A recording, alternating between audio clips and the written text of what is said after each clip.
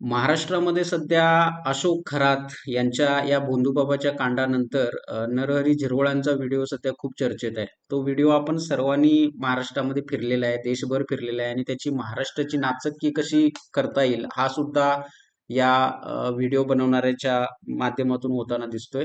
आणि नरहरी झिरवळांना एक मंत्री असून सुद्धा अशी कामं करताना खरं म्हणजे त्या व्यक्तीला लाज वाटली पाहिजे. पण तसं काही नाही आहे, कारण मंत्री आपल्या मंत्रालयामध्ये त्यांनी ही कामं केलेली आहेत. म्हणजे त्यांचं जे काही खाजगी निवासस्थान असेल मंत्रालयाच्या जवळचं, तर तिथं हा प्रकार घडलेला आहे.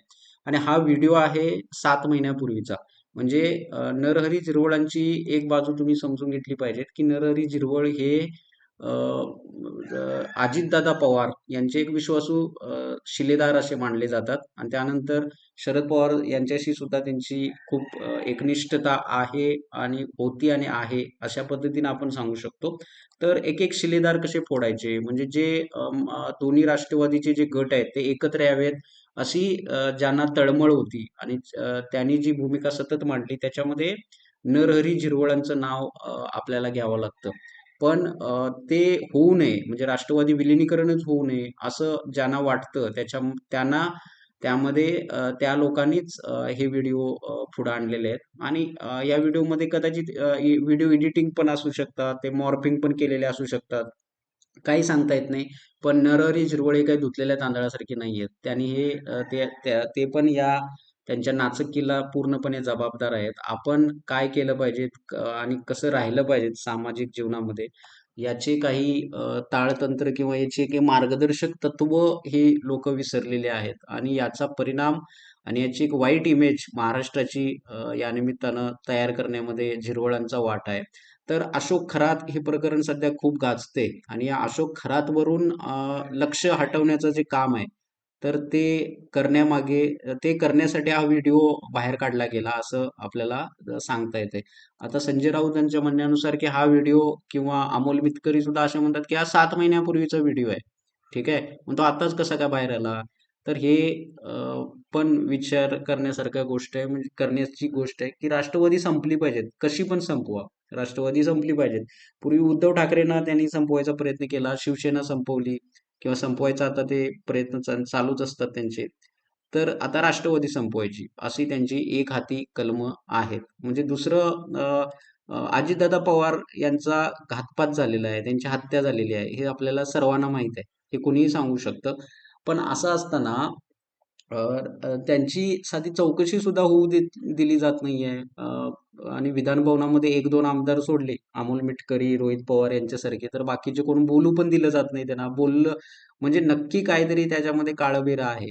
आणि भाजपचे अक्षरशः ते अमित साटम जर तुम्ही बघितला, तो तो जो आमदार आहे तो विरोध करतोय, जर चर्चा जर झाली तर याची कुणी चौकशी केली तर. म्हणजे इतकी वाईट परिस्थिती यांनी हुकुमशाही पद्धतीने केलेली आहे. म्हणजे अजितदादा हे खरं म्हणजे विलिनीकरणाच्या बाजूने होते, कारण त्यांना चाहूल लागली होती भाजपच्या कपटी कारस्थानाची. त्यामुळे त्या दृष्टीने त्यांनी कामं केली होती.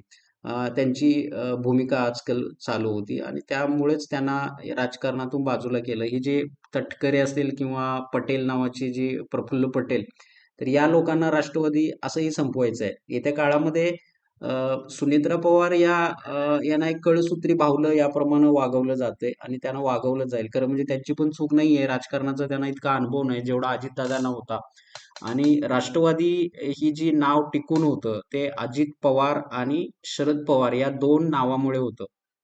ती किमिया जी आहे ती सुप्रिया सुळेंना पण जमू शकत नाही किंवा रोहित पवारांना पण जमेल असं सध्या तरी आपल्याला दिसत नाही. त्यामुळे येत्या काळामध्ये राष्ट्रवादी संपलेली आपल्याला दिसून येईल, क्षीण झालेली आपल्याला दिसून येईल.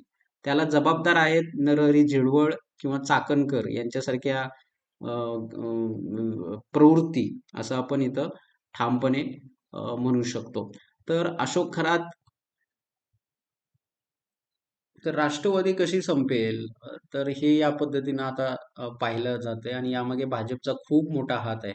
आता हे बघा, हे जे व्हिडिओ जे आपल्याला दिसत आहेत, तर या व्हिडिओमध्ये हे व्हिडिओ गृह खात्याला माहीत आहेत, म्हणजे पोलीस यंत्रणेला माहीत आहेत आणि त्यांच्या मार्फत हे व्हिडिओ बनवले जात आहेत. किंवा एखाद्याच्या व्यक्तिगत आयुष्यामध्ये ढवळाढवळ करून त्याचे व्हिडिओ बनवण्याचे प्रकार आपल्याला इथं दिसून येतात. आणि असेच प्रकार इतरांच्या बाबतीत पण घडू शकतात. त्यामुळे अ, एखाद्याला एक बदनाम करून त्याला आयुष्यातून संपवणं हा पण एक कट कारस्थानचाच भाग असतो. प्रत्येक वेळी तुम्हाला विमानातनं अपघातच होईल असं काही सांगता येत नाही. त्यामुळे नरहरी झिरवळ ही पुढची विकेट आहे. आता त्याच्या पुढचे विकेट्स पण खूप सापडतील आपल्याला. स जयंत पाटील यांचं नाव सुद्धा त्या अशोक खरातांच्या अ, प्रकरणामध्ये आपल्याला दिसून येते. त्यामुळे हे जे काही घडते ना, ते याला जबाबदार भाजपच आहे, भाजपची विचारसरणी आहे, हे आपल्याला इथं स्पष्टपणे सांगता येऊ शकते. तर शिवसेना नंतर राष्ट्रवादी संपवलं आणि त्यांना एक हाती सत्ता 2029ला घ्यायची आहे. आणि त्या अनुषंगानं त्यांची ही जर-तरची लढाई आहे भाजपसाठी. आता इथून पुढं निवडणुका तर झालेल्या आहेत. त्यामुळे इथं सध्या कुठल्याही निवडणुका नाही आहेत. त्यामुळे कोणत्याही प्रकारे त्यांना रिस्क न घेता कामं करायची आहेत आणि अजित पवार हे असं नाव होतं, जे दिल्लीला पण हादरवू शकत होतं आणि तेच नाव संपवलं गेलं दुर्दैवानं. आणि राष्ट्रवादीचा जो आवाज होता तो आता कायमस्वरूपी संपला. कारण तसं आता नेतृत्व सध्या तरी आपल्याला कुठलं दिसत नाहीये. या राजकारणामध्ये. कारण पवार साहेबांचं वय झाल्यामुळे त्यांना मर्यादा आहेत. पण त्यांची जागा भरून काढेल असं काही कोणीच नाहीये. जय पवार किंवा पार्थ पवार यांना काही राजकारणामधलं कळतंय.